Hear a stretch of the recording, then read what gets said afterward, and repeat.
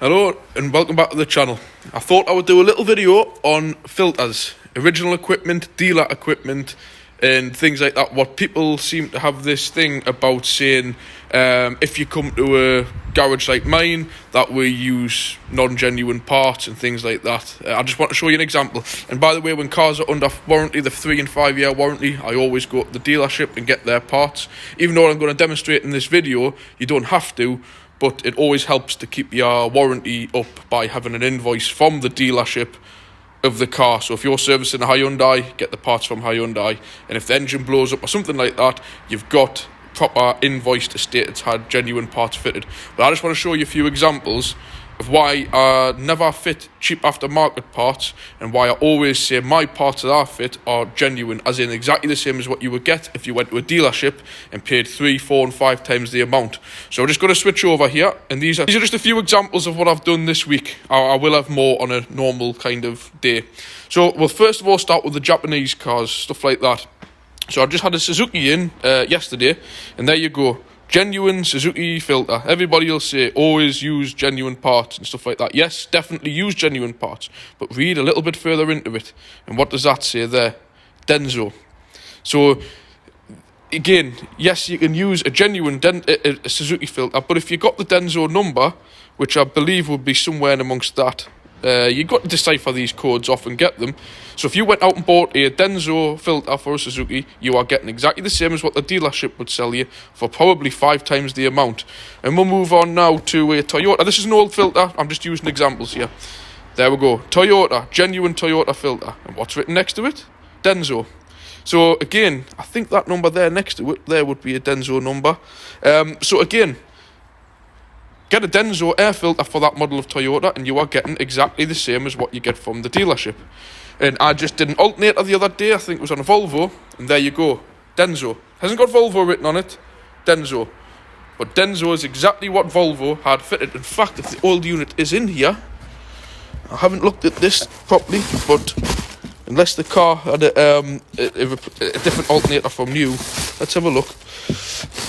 Weighs a ton, this thing. I'll see if there's any writing on it. Ah, there we go. There we go. Actually, I don't think it was off a Volvo, it was off a Ford, sorry. So there you go. See that written there? Ford Motor Company at the top, and directly underneath there, Denso. So find the codes off there, get a Denso like this, a Denso alternator, and you're getting a half price, more than likely, to what the dealerships would charge. So there's an example of some Denso items. Back onto Volvo again. A DPF pressure sensor. As you can see, it says Volvo on it, but that little symbol at the top there, that is a Bosch symbol, and the number at the top is a Bosch number. There you go. I think Volvo wanted something like £100 for that. We got it for about, I think, nearly half that. So there's another example. Suspension components, track rod ends. Somebody commented on one of my videos about what I did on Astra, saying I've never had problems with aftermarket parts. I agree with that. I'm not saying they're all rubbish, but yeah, I do this. Unless I see any of these brands like this, I'll always use Denso, because until I see a brand written on a filter, then I'll turn around to somebody and say, this is original equipment. Bosch.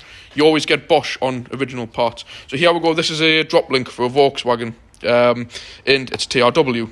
But then here we go, is the brand new caliper, and what's written right next to it?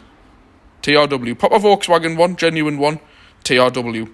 So like I say, I'll be fitting this to this car up on the lift, and I will be calling it, telling the customers I'm fitting exactly the same as what you would get from the dealership, which it is, TRW.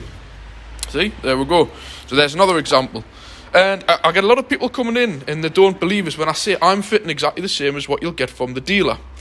And they look and they think, well, you're not, because it's not come from the dealer. But people have this thing in their heads about, unless it says Ford on it, it's not a Ford.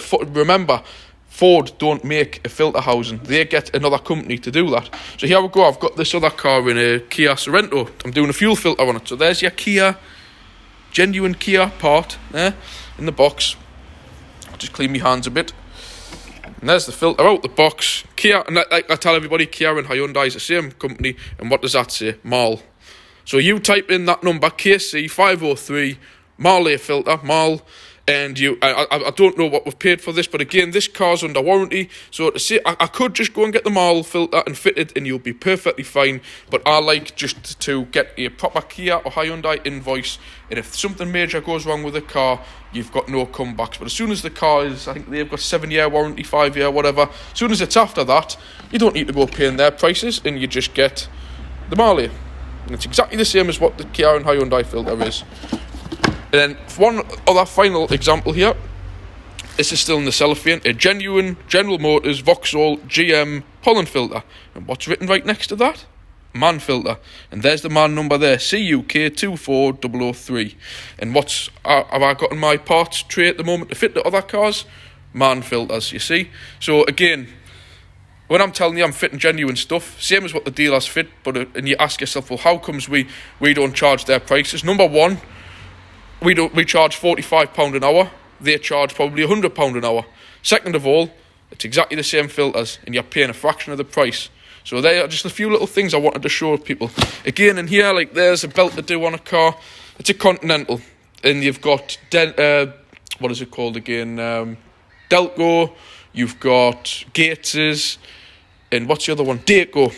And always, whenever you buy a time and belt kit, if you went to the dealership and bought it, it will say one of these brands on it. But again, I do recommend sometimes going to the dealership to get time and belt kits, because you've got that little bit extra comeback if you get a failure.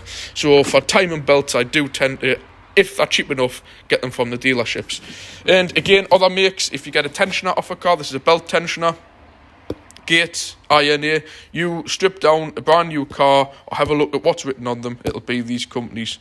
I'm not that keen now with this. They seem to be having some, what's that word called, franchising issues at the minute.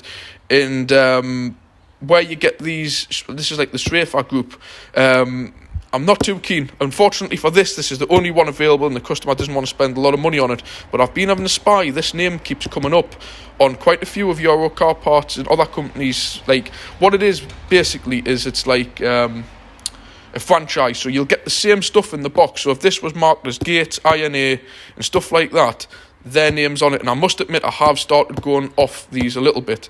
But before this, like about last year, started happening, no issues. But normally when you open these up, which we'll have a look, what you normally see, I haven't got a part available, is they'll scribble out something like, they might have like a genuine Vauxhall badge on them, and they get, you see, so this here is a good one. You get some bad ones. So it's an INA, and normally the first thing I do is look at them, and if they look like it says made in China, I don't use them. But if you look on this one here, see that there?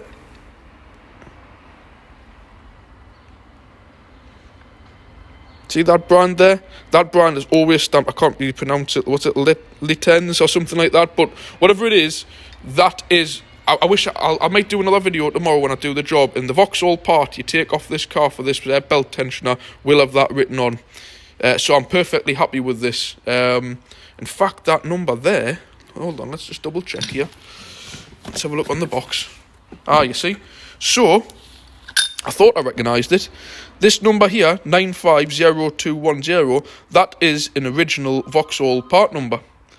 So, sorry, I just had to answer the phone there. So yeah, actually, this is a prime. I didn't even look at the box. So there you go. There's a genuine Vauxhall number, and there'll be somewhere on here, I think where they've stamped that in, there'll be a mark somewhere. It is that little square area there. See it, just where my thumb is, this area here? That would have had GM written on. Vauxhall or GM written. Like that. That GM symbol there. That would have been on there, and what they do is they etch it out, but they leave that number on. So this is 100% what you would get if you went to the dealership. This is a genuine Vauxhall part, just put into a box like that, and you're paying a fraction of the price. So yeah, I just thought I could go on and on with this, but I think everybody will get the gist of what I'm talking about. Just so you know what I'm meaning by I only use genuine parts, and I'm giving you a reason of why I use them, because basically what I'm fitting to your car is, or all of my cars, is what you would get from the dealership at a fraction of the price. So this is how, when people say, like, I never claim to be the cheapest garage about, but this is why I mean, these parts, clearly I'm saying these are a fraction of the cost of the dealers, but they're a lot more expensive than what you can get other parts. I mean, for example, say, I don't know, this filter here in Man, we pay, say, £8 or £9 for it.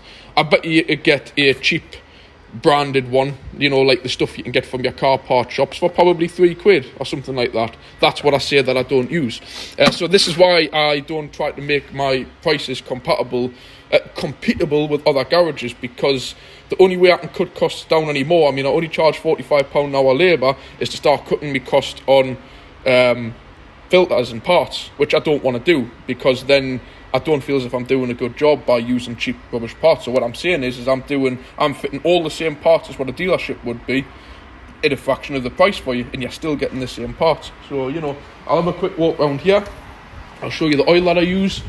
You know, there's just a set of wipers I've got on the bench, proper Valio ones. I don't use rubbish. I've got a whole pile of stock of Bosch wipers that I use. So, you know, again, you can get these, what I class as Poundland wipers you see people getting fitted.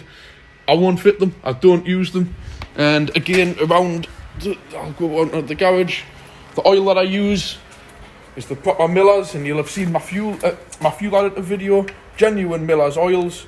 You know, this is like a proper high performance racing oil. It's got all the proper, got loads of oil in the way here. As you can see, it's got all the proper C3 grades on it, and I do have C4 oil in all the various 020s, which I showed you the other day down here. This one here, see, I use, you know, if it's a Toyota, I use the genuine Toyota oil. So I just thought I would show everybody, you know, the differences between using cheap parts and not cheap parts. I did have a box of old filters, but they've just been sent to the recycling centre, and I wanted to show you the difference between using a good quality oil filter and I'll come out and a poor quality filter. And what they do is they just break up. I'll have a look in here. I don't know if it's, I'll go and find, I've got one old one sitting, but it's a good one that I fitted last year, and this is kind of what they should look like when they come out. But when you use some cheap filters like this one here, you see, I'll just switch the camera around. So, you know, you've got, that's an old filter there, and you know, that's how they should be, like that. But when you get these cheap ones, you find that they all start going brittle like paper, well, they are paper, and then they start to disintegrate, and that's what knacks your engine up. Fuel filters are the same of idea, apart from, you know, if you don't knock your engine up with a fuel filter, if it breaks up, you knock all your injectors and thousands, and fuel pumps and thousands of pounds. So yeah, if you like this type of video, let us know in the comments. Like, subscribe if you want to see other kind of content.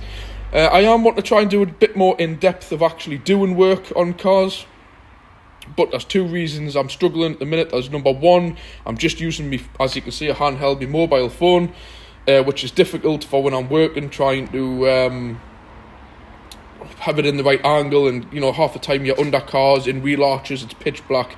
And number two, I've been watching a few other video people who do similar things to me online, and I'm reading the comments, and there's just constant people criticising the way they work. At the end of the day, as long as somebody's doing the job correctly, I don't tend to comment on things unless you see something ridiculous, like people, you know, like being very heavy-handed and rough and damaging things. Then you can write a comment saying you shouldn't be doing that.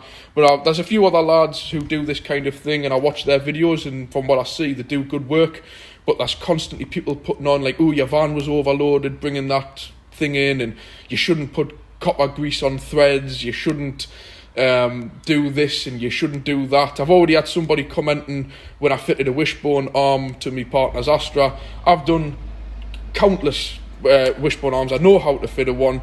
You know, you've obviously got to line the bushes up on the arm to the ride height of the car, and then putting on, you know, I hope you've lined the bushes up. Yes, I have. You know, it's like if you've not got enough, then saying the cheap ones are just as good. If, like, you know, like, you get into this kind of thing when you start doing work, people start to criticise. I'm doing this, I don't get any money.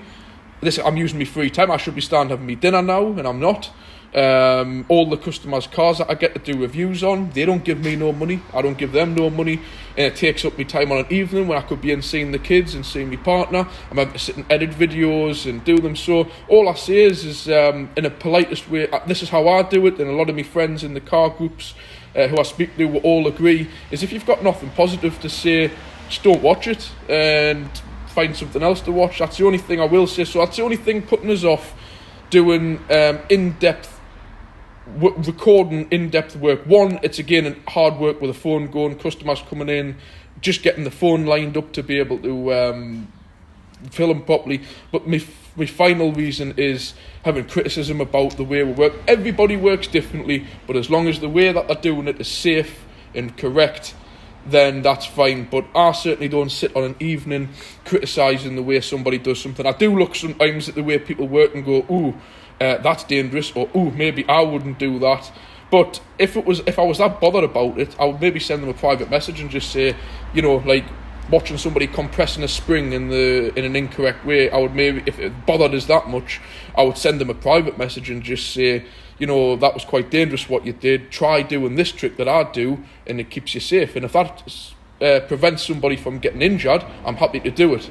But I'm not going to write a public message on their profile, sort of demeaning them, saying, "Oh, what you just did there was dangerous." This, that, and the other. It's just, you know, it's just not what you want on your page. Having negative kind of like feedback and comments. So yeah, if you like this kind of thing, like and subscribe. I'll try and do as many more as I can within my working hours, and do a bit on evening and weekends. So thank you very much for watching, and thank you for all the support. Thank you. Bye.